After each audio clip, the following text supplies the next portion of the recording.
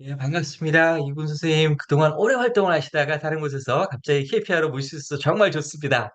그래서 이군 선생님께서 그동안 이 동아시아의 평화를 위해 가지고서 어떤 마음을 품고 계셨었는데 그 마음을 저희들과 나눠주실 시간을 가지도록 하겠습니다. 그러면 바로 이군 선생님께 마이크를 넘기도록 하겠습니다. 네, 감사합니다. 오늘 좋은 기회에, 이렇게 그동안에 좀 해본 생각을 말씀드릴 기회가 있어서 얼마나 감사한지 모르겠습니다. 특별히, 예전에 제가 가르쳤던 학생들, 또 지금 제가 가르치고 있는 학부생, 대학원생들이 또 참여를 해 주어서, 제가 학교에서 그 수업 시간에 늘 얘기하던 것하고는 오늘 좀 얘기할 얘기가 좀 다른 거거든요. 그래서, 어, 좀 새로운 경험이 되지 않을까 그렇게 기대도 해보고요. 그 자세한 제 오늘 글을 하나 써봤는데요. 지금 여기 올라가 있습니다. 그 채팅방에요. 그래서 다운 받으셔가지고 좀 보시면서 같이 이야기를 들으셔도 좋지 않겠나 그런 생각합니다. 글 머리에 제가 좀 써놓았는데요. 저는 그 헌법 교수이고 또 법사회학, 법정치학 이쪽으로 공부를 계속 하는 사람입니다. 그래서 이 국제정치적인 의미에서 평화체제, 동아시아 평화체제 이런 데 대해서 관심도 많고 또 관련도 되지만 직접적으로 어떤 논의를 좀 해본 경험은 전혀 없고요. 그동안에 좀 생각해 오던 것을 기존 우리 조동조 원장님 같이 대단히 그쪽에 프로페셔널한 학자분들과는 좀 다른 방식으로 어떤 의미에서는 조금 더 깊이 한번 생각해 볼 수 있지 않을까? 그래서 짧은 글을 써 보았습니다. 이 글은 사실 아직 완성된 것도 아니고요. 어디 퍼블리시가 된 것도 아니고 그 전에 또 여러 선생님들에게 한번 보여드리고 생각의 길을 그래도 바로 잡았는지 좀 논의를 했으면 하는 생각이 있어서 오늘 좀 드립니다. 제가 한 30분에서 35분 정도 그 내용을 간략히 말씀드리고요. 그 뒤에 자유롭게 좀 논의를 함께 했으면 좋겠고요. 제가 안내받기로는 한 8시 반 정도에는 마치는 걸로 그렇게 시간 계획을 하시면 좋을 것 같습니다. 우리 어, 이창현 국장님 혹시 여기 공유를 그냥 해주셔도 될 것 같거든요, 화면에. 그래서 원고를 공유를 해주셔도 좋을 것 같습니다. 이건 좀 봐주시고요. 글 머리에 보시면은 제가 이 글을 좀 생각하게 된 계기를 간단한 에피소드인데 좀 적어 보았습니다. 아마 많은 분들이 저와 비슷한 경험을 하시지 않았을까 싶은데요. 몇 년 전에 제가 처가가 LA여가지고 LA에 갔다 오다가 동남아에 있는 어떤 나라의 국적기를 탔는데요. 그 좀 상대적으로 비용이 싸기 때문에 이제 한국에 들렀다가 그 나라의 수도로 가는 그런 비행기였습니다. 다른 나라 사람들도 많이 탔지만 이제 한국에 경유를 하기 때문에 우리나라 분들도 제법 많이 타셨는데 그 속에서 겪은 일이었습니다. 뭐 간단히만 말씀드리자면 그, 우리 한국 아주 전형적인 중년 부부께서 그 국적기의 스튜어디스들에게 정말 옆에서 좀 감내하기 어려울 정도의 무례한 행동을 하시는 것을 이제 보았어요. 근데 이제 부끄럽게도 제가 뭐 말리지도 못했고, 조금 지켜보는 상황이 있었는데요. 그때 있었던 일 자체는 써놓았기 때문에 한번 여러분 눈으로 그냥 쭉 한번 보시면 좋을 것 같은데요.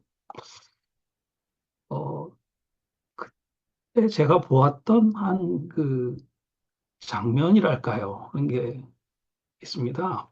제가 그분들이 앉으셨던 자리에서 뒤로 한 두세 칸 뒷줄에 있어가지고, 이제 그분들을 대하는, 이, 어, 그 다른 나라 국적기의 그 승무원들의 어떤 논의하는 거나 또는 대응하는 거나 하는 거를 좀 자세히 관찰할 수 있는 기회가 있었습니다. 근데 그때 그 우리 한국 사람들로 말하면 굉장히 모멸감을 느낄 만한 상황이 상당히 긴 시간 동안 벌어졌는데도 불구하고 그분들의 얼굴에서 제가 잘 묘사하기 어려운 어떤 얼굴을 보았습니다. 지금 이제 이국전이 보여주신 화면에서 조금 더 내려가면 있는데요. 뭐 당혹하다든지 분개하다든지 뭐 그런 것보다는 제가 느낀 거는 굉장히 뭐랄까요? 좀 영어로 하면 indifferent한 그러니까 굉장히 좀 무관심하다 할까요? 무심하다고 할까요? 그런 모습이고 동시에 굉장히 프로페셔널한 그러니까 이런 일들 많이 본 사람들 이런 일들에게를 아주 능숙하게 소모를 줄이면서 잘 대응해 가는 사람들의 그런 모습이었습니다. 제가 그런 얼굴은 한국 사람들의 얼굴에서는 이 일상에서건 아니면 일하는 환경에서건 잘 본 적이 없어요. 아마 기억하시겠지만 우리나라 국적기에서 비슷한 일이 있어서 땅콩 회항 사건이라는 게 벌어진 적이 있습니다. 이제 뭐제 개인적으로 느끼기는 그 땅콩 회항 사건에서 벌어졌던 것보다 제가 탔던 비행기에서 벌어졌던 그 무례함의 정도가 결코 낮지 않았는데요. 대하는 태도는 굉장히 달랐습니다. 그 그걸 일종의 뭐 무표정이라고 한다면, 프로페셔널한 무표정이라고 한다면, 이게 뭘까? 도대체 이 동남아시아에 있는 그 이 승무원들이 아주 짙은 화장 속에서 이 구현하고 있는 어, 프로페셔널한 무심함, 저 표정, 저는 잘 본 적이 없는 저 표정. 저건 어디서 오는 걸까? 그리고 왜 나는 그 앞에서 상당히 좀, 뭐랄까요. 낯설다고 느꼈을까? 뭐 이런 생각들을 제가 했어요. 그 비행기 타고 오는 동안 내내 했고, 그 뒤에도 상당히 좀 많이 했더랬습니다. 조금, 어떻게 느끼실지 모르겠습니다만은, 저는 사실 그 사건이 계기가 되어가지고 뭔가 우리가 모르는 어떤 다른 깊이를 동남아시아에 있는 이 사람들이 갖고 있는지도 모르겠다 하는 생각을 해보게 되었습니다. 얘기를 조금 딴 방향으로 한번 해보겠습니다. 저는 지난 한 10여 년 동안 저희 학교에서 ODA 사업을 많이 하기 때문에 이 네팔이나 캄보디아, 인도네시아 이런 데를 포함해가지고 동남아시아 또는 남아시아의 이런저런 곳들에 학생들을 데리고 많이 이제 갈 기회가 있었습니다. 가면서 많이 느끼는 것은요, 이 대한민국의 이 위용이 날이 갈수록 대단히 커지고 아주 인상적이 된다고 하는 거입니다. 뭐 반도체나 자동차나 뭐 이런 그 하드웨어 같은 분야도 있고 최근에는 이제 뭐 무기도 많이 팔고 지금 그렇게 됐는데 그것보다 훨씬 더 현실적으로 느껴지는 거는 K 콘텐츠입니다. 최근에 이른바 이그 흑백 요리사가 그게 지금 세계적으로 다 인기가 많은 것 같은데요. 이제는 그 K 푸드, K 쿠킹 이것도 굉장히 아마 뭐 인기가 많을 것 같아요. 저희 쪽에서도 심지어는 K legislation이라 그래가지고요. 우리나라처럼 인터넷이 연결되는 데라면 어디서든 현행 법령을 체크하고 또 이 전혀 돈 내지 않고 대법원이나 헌법재판소에 효력 있는 판례들을 찾아볼 수 있는 나라가 거의 없습니다. 정부가 이것을 이제 무상으로 제공하고 있거든요. 동아시아의 각 나라에서 이 시스템을 좀 베껴 가려고들 하는 중이에요.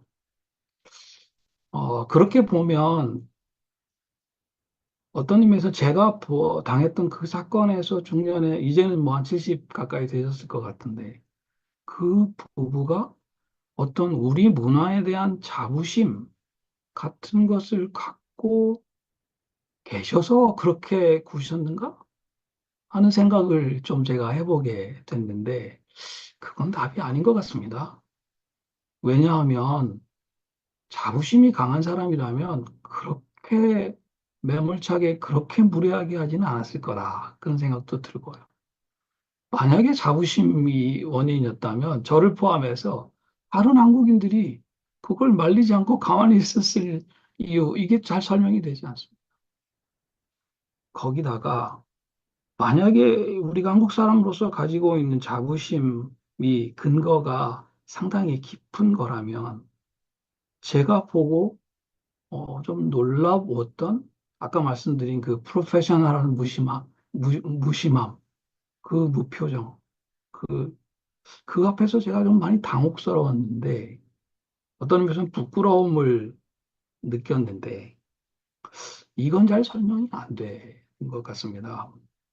제가 사실 이걸 어떻게 풀어볼까 고민을 좀 많이 했었는데 비교적 최근에 이 문학 이론 하시는 분들이 많이 거론하고 있는 이 affect, 정동이라고 하는 그 관점 또는 이론에서 좀 몇 가지 아이디어를 얻을 수 있었던 것 같아요. 무슨 말씀이냐면 이 브라이언 마수미라는 그 대표적인 학자의 설명을 하자면, 그러니까 이제 따르자면 의식 이전에 이 몸의 즉각적인 작동에 침착되어 있는 어떤 문화적, 권력적인 터치가 있다는 거죠. 그 흔적이 남아 있다는 거죠. 그리고 실제로 권력은 또는 문화는 바로 그 정동의 차원에서 작동하는 것이다. 이런 이제 뭐 제가 그분의 전혀 전문가가 아닙니다만 제가 읽은 범위 내에서는 그렇게 생각할 수 있겠는데요. 지난번에 그 인도네시아의 아주 시골에 갔을 때요. 저희가 한 순서와 순서 사이에 그쪽에서 저희를 맞이하신 분들이 그 한국말을 전혀 모르는 동네 아이들을 앞에 놓고 K-팝 노래들을 틀었어요. 그런데 한국에 와본 적도 없고 한국 사람 만난 적도 없고 한국말도 제대로 못하는 그 인도네시아 시골에 한 12살, 13살짜리들이 그 저는 전혀 본 적도 없는 이 케이팝의 그 댄스들을 너무 신나게 너무 열심히 그리고 너무 자연스럽게 그렇게 하더라고요. 그때 제가 이제 이 정동이라고 하는 그 차원의 이 K 콘텐츠가 지금 어떤 호소력을 가지고 있는가 보다 그런 생각을 했는데 그것과 함께 그 얘기를 조금 더 해보자면 그 정동에 작용하는 힘이라고 하는 거는 이 K 콘텐츠를 통해서 이 춤출 수 있는 인도네시아의 그 10대들만이 아니고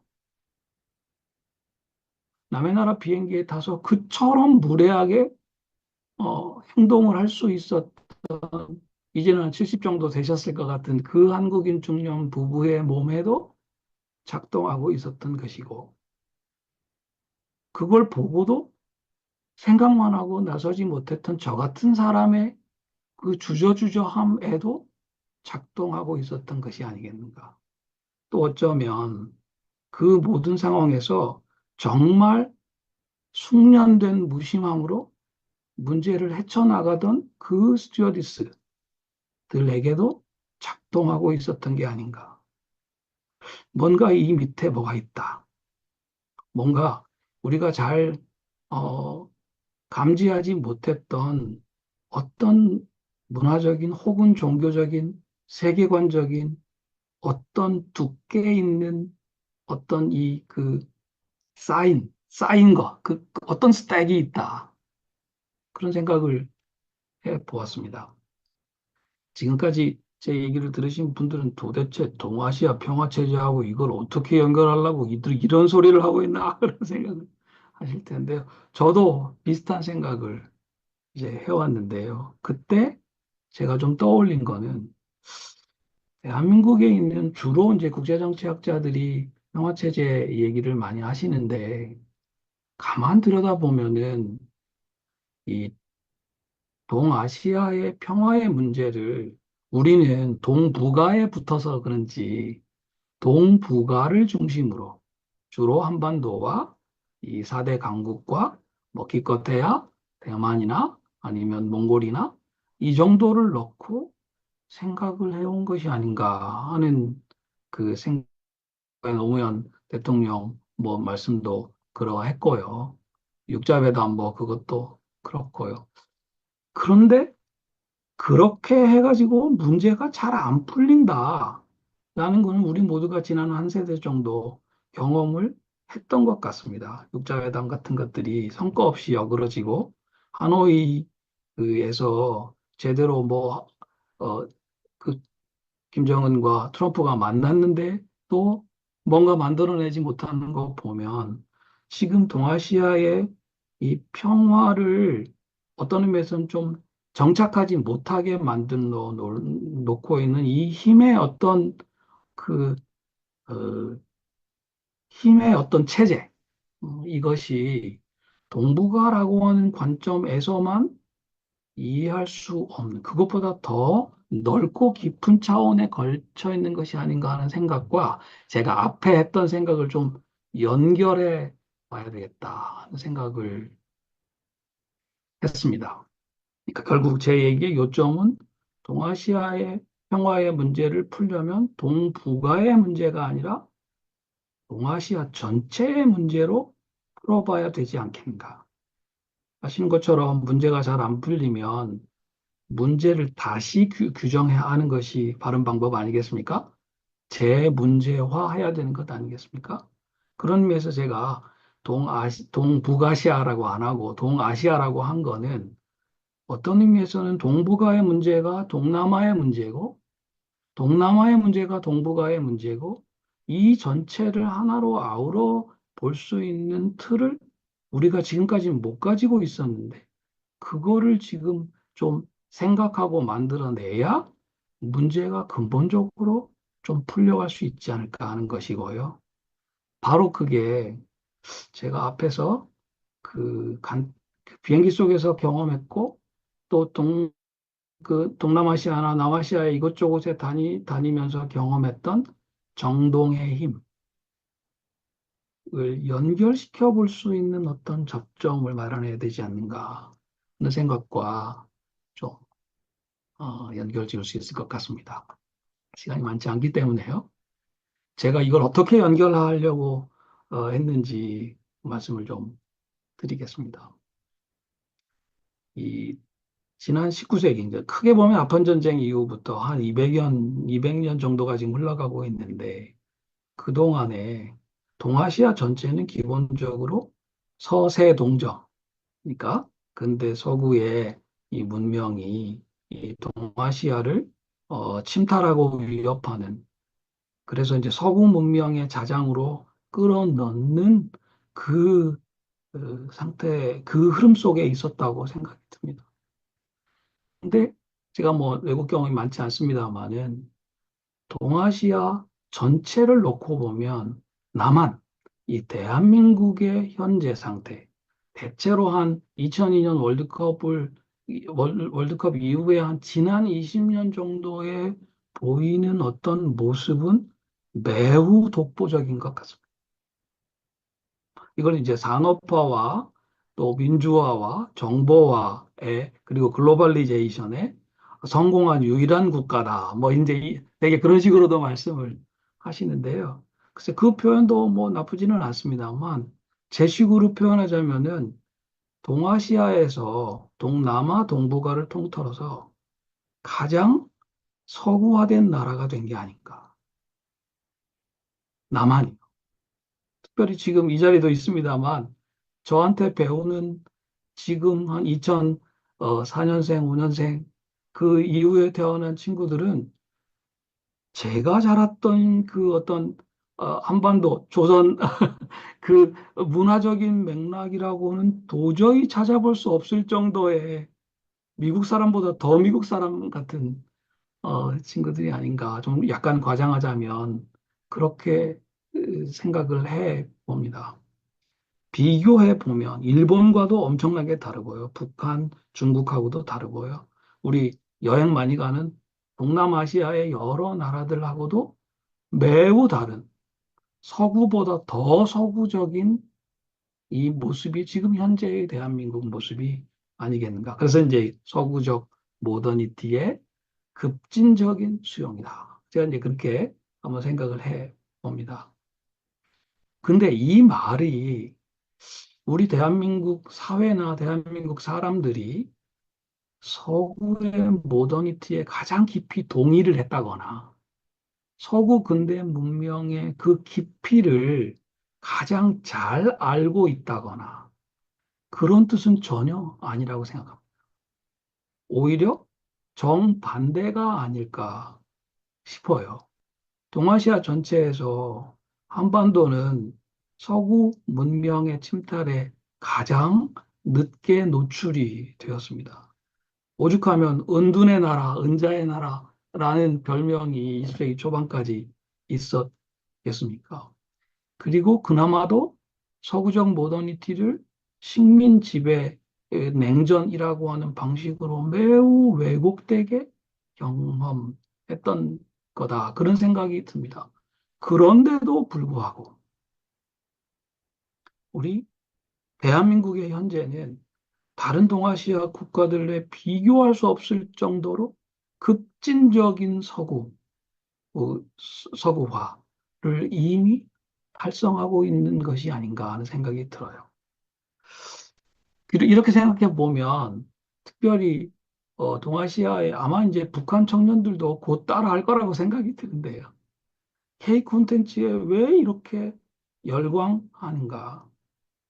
아마도 서구에서 들어온 문명이지만 서구인들보다 더 급진적으로 이것을 재구성해내는 그리고 이제 인종적이나 문화적으로 친연성이 조금 있는 그러니까 서구인들의 춤이 아니라 이 동아시아인들의 춤인데 상당히 말하자면 자유라는 이상을 담고 있고 평등이라고 하는 이상도 그 안에 있고 민주주의에 대한 지향도 분명하고 뭐 이런 것이 아니겠는가 이제 그런 생각을 해 봅니다. 이것을 이제 이 좀 어떤 일회성, 독보성 뭐 이제 그렇게 설명할 수 있을 거라고 보는데요. 이 조금 더 자세하게 좀 설명을 제가 해보겠습니다. 이 포스트 모더니즘 뭐 말씀들을 많이 하시는데, 전 우리 사회에서 상당히 오랫동안 포스트 모더니즘에 대해서 서구의 사상가들이 그 모더니티 자체를 반성하기 위해서 내놓은 그 입론들을 좀 이해하는데 시간을 보냈다는 생각이 드는데요. 그거는 서구인들에게는 굉장히 중요한데, 왜냐하면 모더니티의 형이상학을 고발하는 것이 되기 때문에, 우리 같은 비서구인들에게는 그게 그렇게까지는 중요하지 않다. 저는 그런 생각이에요. 오히려 서구적 모더니티를 조금 더 약간 좀 바깥에서 평가할 수 있지 않을까 하는 생각을 하고, 저는 그중에 이제 이 주관적으로는 자족적 존재로 인간이 스스로를 이해하는 거. 그다음에 객관적으로는 대면적 인간관계가 전면화되는 거. 요 두 가지 요소를 가지고 이제 모더니티를 한번 생각해 보자. 그런 주장을 오랫동안 해 왔는데요. 최근에는 이 후자, 비대면적 인간관계의 전면화라고 하는 거는 이른바 정보사회가 전 세계적으로 펼쳐지면서 이건 거의 세계가 비슷해졌고 더 심화되고 있습니다. 그래서 오히려 그것보다는 자족적 존재로서의 자기 이해를 중심으로 모더니티를 이해하는 것이 좋겠다. 그런 생각을 해 봅니다. 앞서서 제가 대한민국이 서구적 모더니티를 가장 급진적으로 수용해가지고 지금 재구성하고 있다라고 하는 요 말씀은 비대면적인 인간관계를 전면화한다. 정보 사회의 그 방식으로 이런 점에도 그 특이성이 없는 것은 아닙니다만은 그보다는 자족적 존재로서의 자기 이해가 일반화되는 것하고 관련이 더 깊은 것 같습니다. 말이 조금 어려운데요. 쉽게 말하면 이겁니다. 모든 사람이 적어도 가능성으로서 자유의 씨앗을 품고 있다. 라고 하는 점에서는 동등한 존중을 받을 가치가 있다는 생각. 이 생각이 사회 전체에 일반화되는 것이 모더니티의 주관적인 어떤 특징이다. 라고 말할 수 있다는 겁니다. 그런 관점에서 보면 이 문제는 사회 안에서의 이 소셜 하이어르키, 사회적 위계 질서의 문제와 곧바로 연결될 수 있습니다. 아시는 것처럼 프로테스탄트 종교 혁명은 서구의 문명 속에서 바로 이 주제, 사람 밑에 사람 없고 사람 위에 사람 없다라고 하는 이 주장을 가장 강력하게 내세운 것이고 그 이후에 이 프로테스탄트 종교 혁명이 신정주의의 실험을 한 200년 동안 했는데 그것이 끝나고 나서도 그 여파로 그러니까 이제 시민혁명이라고 부르는 방식으로 여전히 이 프로젝트가 계속되고 있다고 말할 수 있습니다. 결국 그러니까 그런 의미에서는 사회적 위계 질서를 그 자체로는 결코 정당화할 수 없다. 자유와 평등 또는 민주의 이름으로 그것이 다시 정당화가 되어야 된다라고 하는 부담을 서구 문명은 매우 깊숙이 갖고 있다고 하는 것인데, 바로 그 이유 때문에 서구 사회의 어느 쪽이든지 간에 바로 이 급진적인 주장에 맞서는 형식으로 보수주의라고 하는 것이 이제 구성될 수밖에 없던 것이죠. 그게 이제 이 버크 같은 분의 보수주의도 있고 또 로마 가톨릭 교회를 중심으로 하는 보수주의도 있을 수 있고 또 이 프랑스식으로 하면 국가주의가 이 보수주의의 어떤 원천으로 재활용되는 방식도 있을 수 있을 것 같아요. 근데 어쨌건 간에 서구에서 온 사람 위에 사람 없고 사람 밑에 사람 없다. 사회적 위계 질서는 그 자체로는 나쁜 거다라는 이런 생각에 대해서 우리 대한민국에 지금 살아가는 사람들은 적극적으로 반응하고 그게 옳다. 어, 그렇기 때문에 사회 안에 이런저런 예컨대 귀족 제도라든지 어떤 뭐 재벌이 모든 것을 전횡한다든지 관료가 되면 무슨 특권을 다 가지는 게 당연하게 여겨지는 이런 체제는 그 자체로서 나쁘다. 이렇게 이제 말하는 이런 어떤 경향이 한국 사회에서 굉장히 진하게 나타난다고 하는 것입니다. 이거 조금 딴 데로 갔습니다만은 앞에 말씀드린 K 콘텐츠하고 좀 연결해서 말씀드리면은 춤을 출 때는 사실은 춤추는 모든 사람들이 평등하거든요. 또 그 춤을 통해서 자기의 자유를 표현하거든요.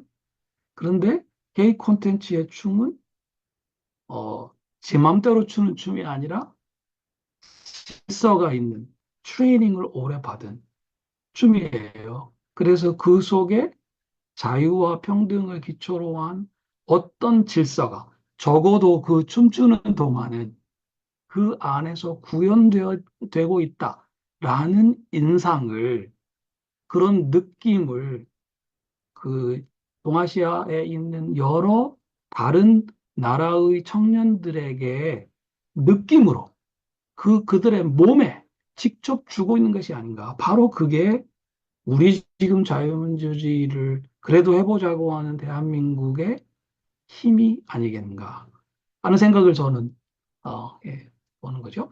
자, 그런 관점에서는 이 서구적인 그 모더니티가 가져온 충격을 이제 이 그 동아시아에서 어떻게 받아들였는가 하는 문제와 관련해서 크게 한 두 가지 정도 우리 변수를 가지고 좀 얘기를 해 보고 싶습니다.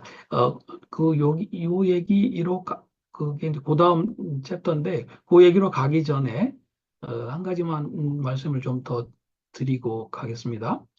그냥 이해 편의를 위해서 제가 좀 한번 생각해 본 건데요.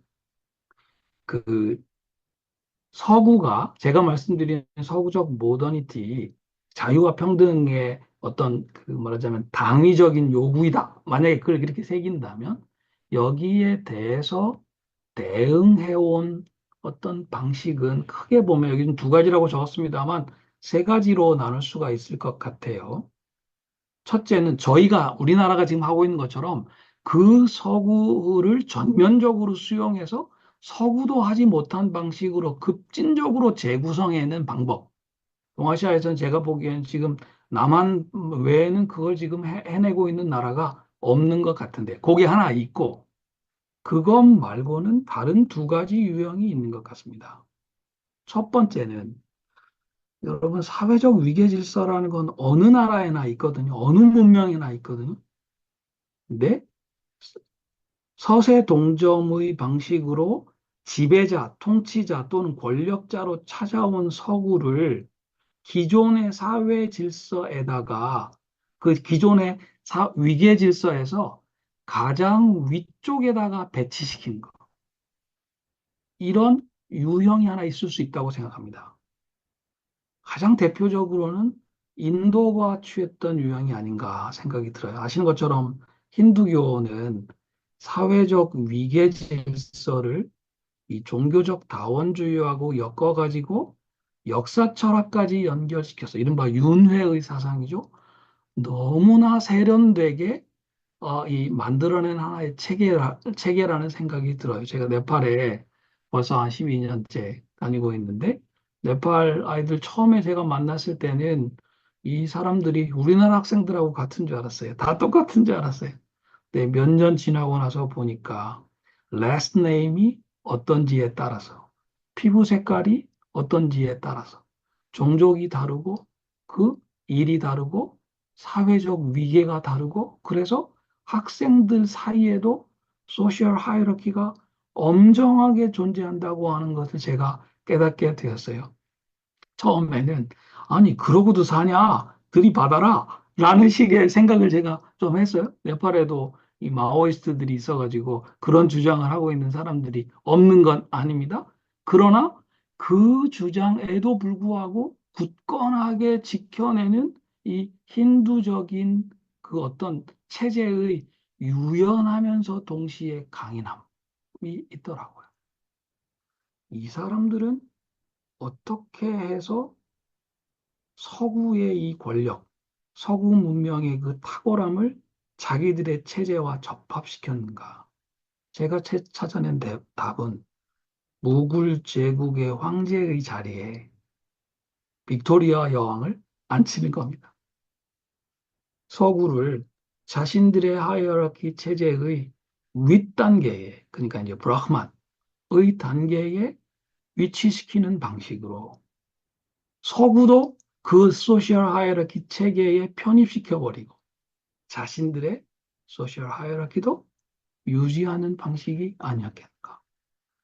생각해보면 여러분 이거 굉장히 그 머리가 좋은 사람들만 할 수 있는 체제가 아닌가 싶습니다.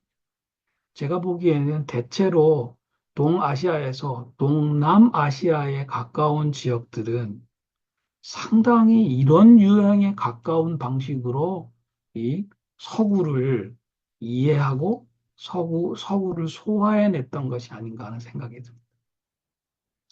반대로 동북아시아 지역에는 이 맞서는, 서구에 맞서거나 또는 서구를 뛰어넘을 만한 어떤 이 새로운 중심을 만들고 그 가치 체계 안에다가 심지어는 서구까지도 집어넣어서 재편하려고 하는 상당히 어떤 의미에서는 좀 자기 중심적인 그런 세계관을 여전히 포기하지 않는 지역이 있다. 대체로 이게 이제 민족주의 또는 자국주의 같은 형태로 드러나긴 하는데요. 중화주의라는 방식으로 중국이 여전히 그렇게 하고 있는 것 같고요. 또 일본이 처음에 개화를 할 때는 마치 이 서양 사람들 밑에 자기들이 뭐 몸종이나 되는 것처럼 그렇게 굴었다가 1920년대, 30년대를 지나면서 자신들도 열강 중에 하나의 대접을 받게 된 이후에는 어느 순간부터 팔괭일우라고 세계를 이 떠드는 8개의 기둥들로 이 천황이 다스리는 세계가 이루어진다라는 식의 생각을 가지고 이 심지어는 미국이든 영국이든 그 천황 중심의 체제 안에 편입시켜서 배치하려고 하는 방식으로 이 바뀐다는 거죠. 그런 의미에서는 동북아시아 지금 뭐 중국에 아니 북한에 여전히 붙들고 있는지는 모르겠습니다만 주체 사상이라는 것도 사실 이 세계관의 유형으로 보면 방금 말씀드린 이 민족주의나 자국 문명 중심주의의 그 관점에서 이해할 수 있겠다고 하는 거죠. 이 동북아시아의 상대적으로 후자가 좀 일반적이고 동남아시아에는 전자가 일반적이라고 할 때 지금 우리 대한민국에서 지난 한 세대 정도 벌어져 물론 그 앞 세대에 여러 노고가 있겠습니다만은 서구적 모더니티의 급진적인 수용과 재구성은 매우 이례적인 것이다. 생각을 좀 해보겠습니다. 제가 이미 좀 설명을 드렸기 때문에 그 다음 그, 그 단락은 그냥 간단히만 말씀을 드리겠습니다. 이게 지금 21세기의 초반에 벌어지고 있는 이 중화주의의 이 그 도전 200년 전에 있다가 어려움을 200년 동안 겪다가 지금 다시 등장하고 있는 그것이 앞에 말씀드린 것이고요. 근데 여기서 우리가 조금 주목해 봐야 될 점은 바로 이제 그 다음 단락이 되겠습니다. 다가온 서구적 모더니티조차도 그 종교적 관점에서는 상당히 달랐다고 하는 겁니다. 한마디로 동남아시아의 경우에는 이제 카톨릭이 먼저 왔고요. 그 다음에는 성공회가 왔고요. 그리고 뭐 네덜란드 같은 나라들이 식민을 했습니다만 아시는 것처럼 네덜란드 사람들은 인도네시아 사람들에게는 복음을 전하지 않았습니다. 이유는 간단했어요. 그 인도네시아인은 사람이 아니다. 그렇기 때문에 갈뱅주의를 믿는 네덜란드 사람들이 인도네시아 사람들과 자신들 사이에 이 자유에 입각한 평등의 논리는 전혀 시도조차를 하지 않았습니다. 그런 관점에서 보면 동남아시아에는 힌두이즘이나 불교나 이런 배경이 있긴 합니다만 찾아온 서구조차도 상대적으로 서구적 모더니티의 이 급진성을 상당히 둔화시킨 어떤 의미에서는 굉장히 보수적인 서구 문명이 다가왔기 때문에 그 사이에서 굉장히 우리로서는 좀 낯설고 경우에 따라가지고는 굉장히 깔보기 쉬운 그런 모습이 만들어지지 않았는가 하는 생각이 듭니다. 여기 비해서 동북아시아에는 상대적으로 모더니티가 서쪽에서 온 것이 아니라 동쪽에서 왔습니다. 미국 선교사들이 많이 이렇게 왔고요. 또 이 프로테스탄티즘에 세속화된 그 변형 중에 하나라고도 할 수 있는 공산주의의 모습으로도 오게 됐던 거죠. 그런 의미에서는 굉장히 급진적인 흐름이, 여기서 급진적이라고 하는 건 이제 동남아시아에 비교해서 그렇다고 하는 것입니다. 자, 이렇게 생각해 보면 동남아시아의 불교나 힌두교, 그 네팔에 가니까요. 불교 중에 힌두교의 일부라고 스스로를 생각하는 불교가 있고 힌두교와는 전혀 다른 종교다 이렇게 생각하는 불교가 있더라고요. 그래서 동남아시아는 그 중에 우리가 이제 작은 술에 소승불교다 되게 그렇게 얘기를 하는데 이 힌두교와의 관계 속에서 불교의 어떤 그 모습이 좀 만들어진 게 아닌가 하는 생각을 제가 해봐요. 제가 유튜브에서 서울대학의 그 남아시아 연구소 계시는 강성영 교수님 수업을 몇 차례 들었는데 또 제가 좀 감으로만 갖고 있던 것을 비슷하게 말씀을 하시더라고요. 이 동남아시아에서는 아까 제가 말씀드린 그, 그러니까 이제 그 옛날부터 내려오는 자기 사회의 소셜 하이어라키를 그대로 지키면서 상당히 카톨릭이나 성공회나 이런 형태로 비교적 보수적인 색깔의 서구적 모더니티를 그 원래 있던 소셜 하이어라키의 상층에다가 배치를 시키는 방식으로 그 식민 지배자들을 일종의 귀족 계급으로 배치하는 방식으로 이 서구와의 이 만남이 결과지어졌던 것이 아닌가 하는 생각이 들고요. 이 동북아시아에서는 그것과는 매우 대조적으로 상당히 그 원래부터가 힌두교적인 그런 구성이 좀 덜한 데다가 어? 이 프로테스탄티즘의 급진성을 상대적으로 더 깊게 가지고 있는 서구의 영향 속에서 이 민족주의나 아니면 애국주의나 뭐 군국주의나 경우에 따라서는 그런 방식으로 이 정치 체제의 유형이 잡힌 것은 아니겠는가 그런 생각을 해 봅니다. 그런 관점에서 보면 그 제가 비행기 속에서 보았던 그 모습, 음, 그 태국 비행기였습니다. 타이항공의 그 스튜어디스들이 보여주었던 그 아주 단단히 훈련된 무표정, 그 우리 한국 사람들이 알고 있는 것보다 더 깊숙이 서구를 오랫동안 만나온 사람들, 그리고 그 속에서 자신들의 이 그 사회적 위계 질서를 나름의 방식으로 지켜온 사람들이나 해볼 수 있는 그 표정이 아닐까. 이 저 표정이 하루 이틀에 만들어진 표정이 아니겠구나 하는 생각을 해봅니다.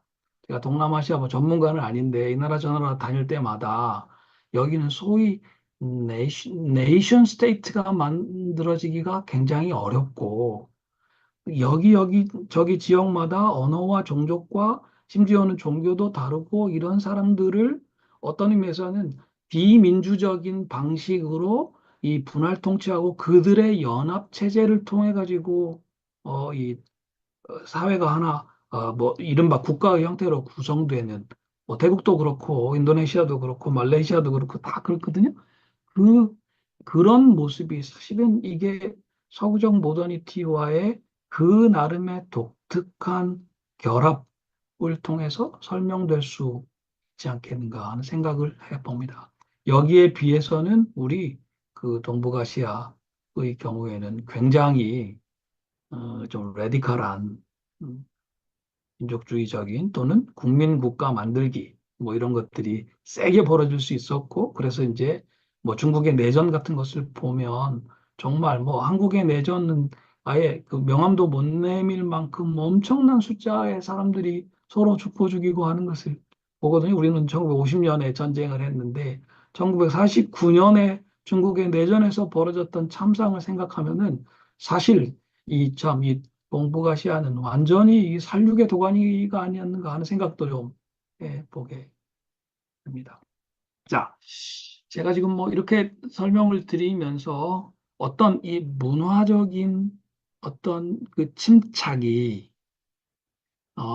정동의 차원에서 우리의 표정과 우리의 몸씀에 이미 작용을 하고 있는 것이 아닌가라는 생각을 조금 어디가 좀 펼쳐 볼 수 있었던 것 같습니다.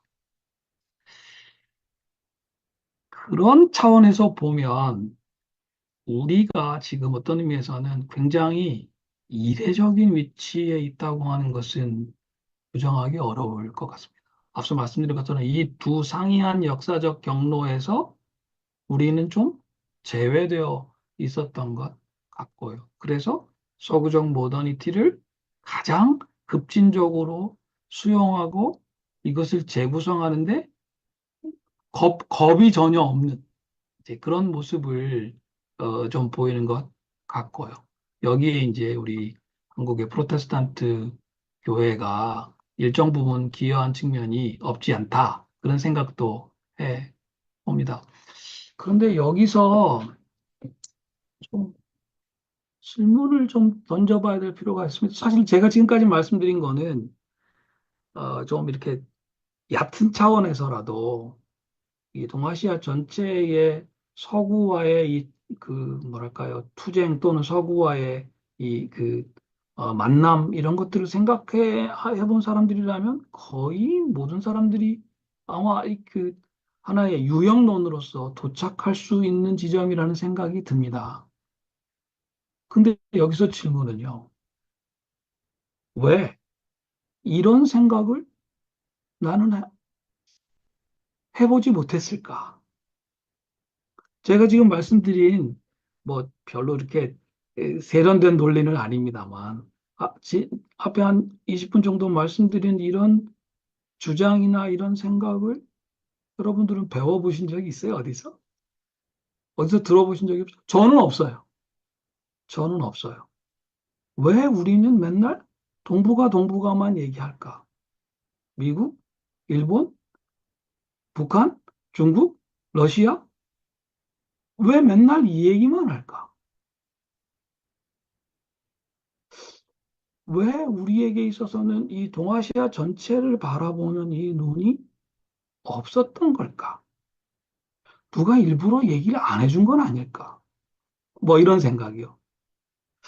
여기서 제가 조금 용감한 주장인지 모르겠습니다만은 이 우리 원장님처럼 국제정치 하시는 분들은 아마 다 잘 아시는 문제일 텐데 이 중화주의하고 서구의 제국주의가 이 동아시아 전체를 경영하면서 마치 일종의 암묵적인 약속처럼 서로 좀 생각을 해왔던 일종의 이중전선의 문제, 그리고 이중전선의 회피이라는 문제를 좀 생각해 봐야 되지 않을까 싶어요. 1950년도에 우리가 한국에서 내전이 벌어서 전쟁을 하는데 그 장개석이요. 삼개사단을 보내줄 테니까 거기서 전쟁하는데 우리가 좀 끼자. 그렇게 하신 적이 있어요. 미국이 맞고 도리어 미국은 묻혀 들어가게 하고 뭐 그래가지고 이제 이루어지지는 않았습니다. 그로부터 20년, 15년이 지나가지고 베트남에서 전쟁이 깊어졌는데 우리 박정희 대통령이 우리나라 뭐 연인원을 좀 거의 한 20만 명 정도죠. 이 베트남에 보냈습니다. 저는 돌아가신 제 고모부도 베트남에 다녀오셨는데, 인으로요. 왜 우리 군대를 베트남에 보냈을까? 말씀들은 잘 안 하시지만, 사실 속에 있는 목표는 딱 한 가지라고 생각합니다. 한반도에서 전쟁이 나는 것보다는 베트남에서 전쟁이 나는 게 나으니까. 베트남에서 나는 것보다는 베트남 사람 입장에서는 한반도에서 전쟁이 나는 게 나으니까. 어쩌면 중화주의와 서구의 제국주의라고 하는 지난 200여 년 동안 이 동아시아 전체를 두고 투쟁하고 서로 이 사파 싸움도 하고 뭐 뒤집기도 하고 그랬고 지금도 그렇게 힘겨루기를 하고 있는 두 세력이 동아시아를 동북아와 동남아로 나누어서 양쪽이 자신의 어떤 그 고민거리를 다른 쪽으로 미루게 하는 식의 국제 정치를 해온 것은 아니겠는가. 조금 더 나가는 얘기인지 모르겠습니다만, 그래서 우리 대한민국 사람들이 우리 스스로의 이 자유민주주의적 성취에 대해서는 이토록 자랑스러워하면서 홍콩의 젊은이들이나 베트남의 민주화 운동가들이나 미얀마에 지금 저렇게 힘들게 고생하고 있는 청년들에 관해서는 관심을 일부러 안 쓰고 있는 게 아닌가 하는 생각을 해봅니다. 아까 제가 말씀드린 그이 동남아 동북아가 원래 가지고 있는 문화적인 배경도 조금 다르지만 서구에서 찾아온 모더니티의 유형도 달랐고 그 사이에서 이 그 결합 과정에서 벌어진 유형도 좀 달랐다라는 설명으로서는 상당히 뭐 납득할 만하고요. 그건 상당히 좀 어떤 면에서는 편한 설명이에요. 그런데 그 설명이 우리에게도 실존적으로 관련이 있다는 거죠. 동아시아가 이 평화의 문제를 하나의 차원에서 함께 논의할 수 있는 함께 결정할 수 있는 틀을 만들지 못하도록 작용해온 국제정치적인 축이 있었던 것은 아닌가. 그래서 우리 청년들은 베트남에 가서 싸우고,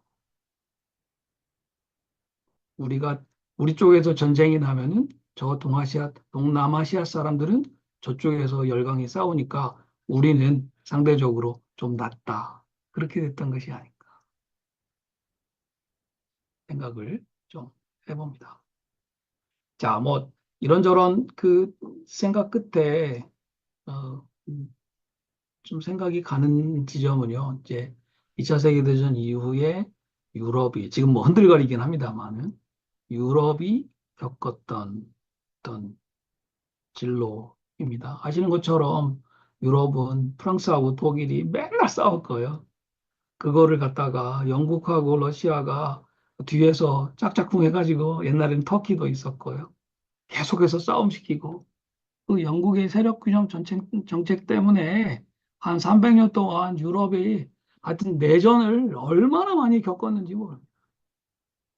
유럽 내에서의 내전, 그 자기들끼리는 이제 그 국가 간의 전쟁이 되겠습니다. 2차 세계대전 이후에 이 사람들이 그거를 깨닫고 무기를 만드는 데 쓰이는 철광과 석탄에서부터 공동체를 구성해서 이 시장 거기서부터 구성해서 결국 이 독일과 프랑스 견원지간이라고 할 수 있는 이 두 나라가 결국은 힘을 합쳐서 지금까지 어쨌든 유럽에 약 80년 가까이 전쟁이 없는 시대를 일궈오지 않았는가 생각합니다. 영국이 빠져버렸고, 이 러시아가 또 방해를 놓고 있고, 미국은 무심하기 때문에 과연 그 EU라고 하는 체제, 나토라고 하는 체제가 과연 계속 갈 수 있을지 여러 가지 좀 생각은 듭니다만, 어쨌든 지난 80년의 평화만으로도 굉장히 큰 성취를 한 거다. 그런 생각이 들어요. 왜 그런 생각을, 뭐 제가 A, U 이런 얘기를 꼭 하자는 건 아닙니다만은, 동아시아에 살고 있는 우리는 동아시아에 관해서 왜 하지 못하는 걸까? 왜 한국 사람들은, 한국의 크리스찬들은 한반도의 통일을 위해서는 열심히 기도를 하고 애도 쓰는데, 프로젝트도 하는데, 사실은 한반도의 평화의 문제가 동아시아 전체의 평화의 문제일 수밖에 없다는 사실에 관해서는 잘 모르는 걸까? 누가 얘기를 안 해주는 데는 혹시 어떤 역사적인 연원이 있는지도 모르겠다. 뭐 그런 류의 생각을 좀 제가 해보고 있습니다. 마지막에 몇 가지 좀 그래서 이렇게 좀 해봐야 되겠다라는 걸 아이디어 몇 가지만 말씀을 드리겠습니다.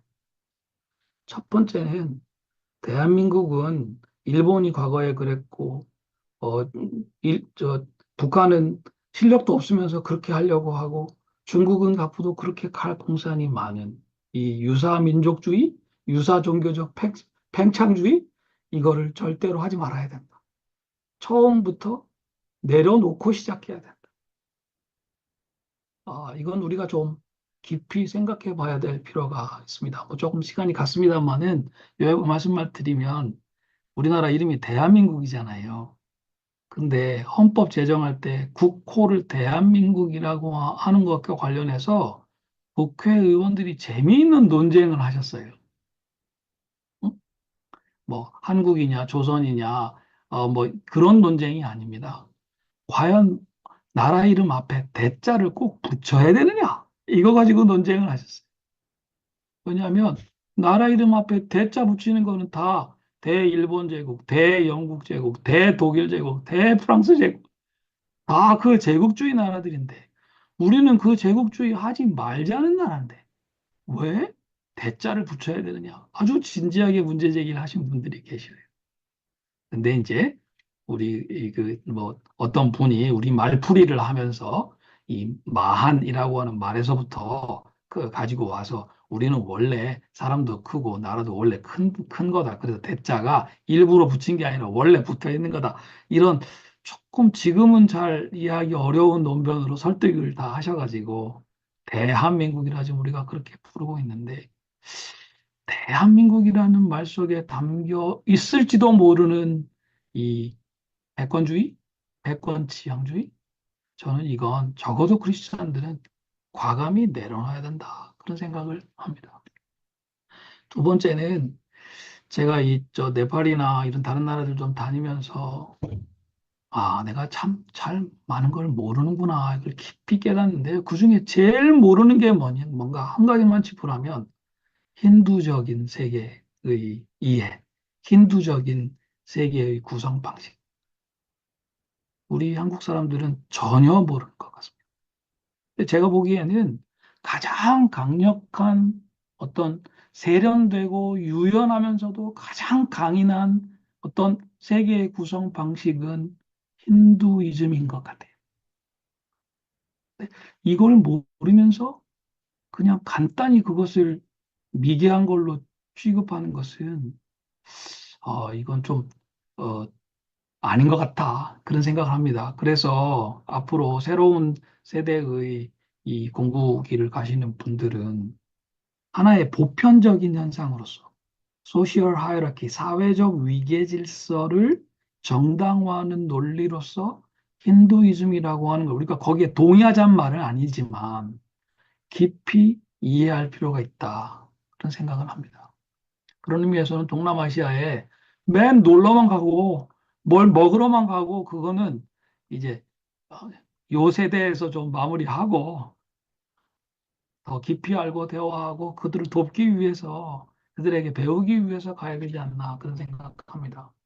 세 번째는 우리 사회가 갖고 있는 이 급진적 서구화에서 나온 동아시아에서는 서양의 자유민주주의를 우리만큼 이해하고 있는 나라가 없습니다.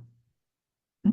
그것도 서구와는 역사적인 맥락이 다르기 때문에 일종의 범형이 될 만큼 상당히 많이 갖추어져 있는 멘탈리티도 그렇지만 제도의 측면으로 가면은 지금 우리가 의료 제도를 가지고 막 흔들고 있어서 지금도 그럽니다만은 우리만한 의료보험 체제를 갖고 있는 나라가 선진국에도 없고 후진국에도 없어요.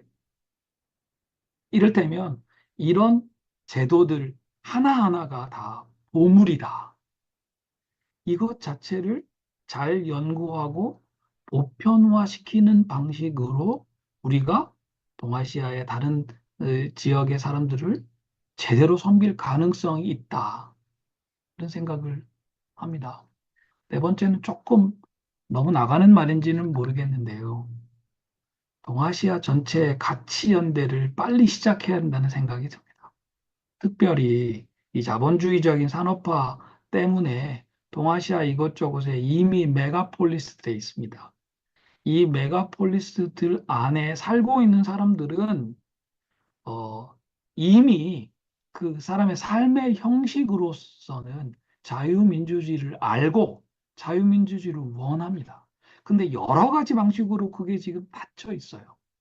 상하이에 있는 청년들, 홍콩에 있는 청년들, 또 미얀마 양곤에 있는 청년들, 그러니까 도시라고 하는 삶의 환경 속에서 살고 있는 사람들 안에 대한민국의 보통 사람들이 호흡하고 있는 이 재구성된 서구적 모더니티를 이해하고 동의하고 함께 가줄 만한 사람들이 이미 존재한다고 생각합니다. 그 점에 있어서는 가치 연대를 어떤 방식으로든지 만들어내야 된다. 기도회를 해도 그들과 함께 할 필요가 있다. 기도 제목도 그들과 함께 잡을 필요가 있다. 저 개인적으로는 그런 생각입니다. 마지막으로 이 말씀만 드리고 시간이 많이 가서 죄송합니다만은 제 발표는 마치겠습니다. 이런 생각을 가지고 제가 좀 동남아시아 여기저기를 다녀보다가 어쩌면 하나님이 준비해 주셨을지도 모르는 우리 대한민국의 프로테스탄트들의 우군을 제가 좀 발견한 것도 같습니다. 동남아시아 각국에 이 우리가 화교라고 부르는 지금은 이제 화인이라고 부르는데요.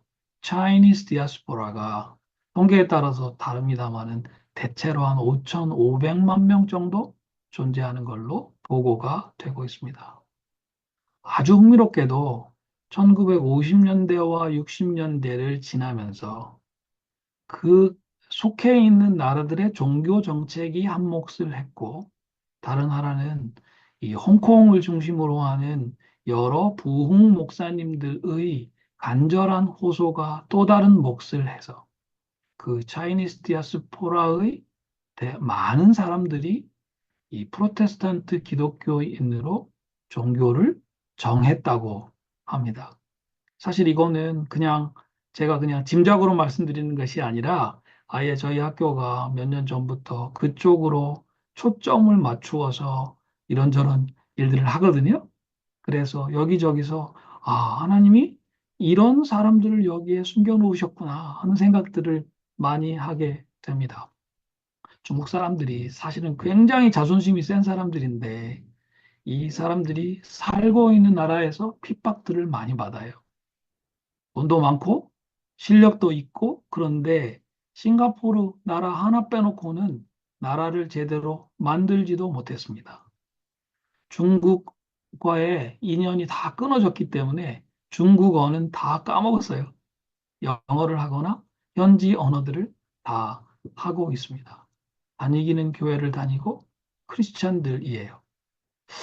이 사람들과 우리가 조금 연대를 하는 방식으로 동남아와 동북아를 하나로 잇는 동아시아의 평화를 만들어가는 프로젝트를 해볼 수도 있지 않을까 하는 생각을 제가 좀 해보고 있습니다.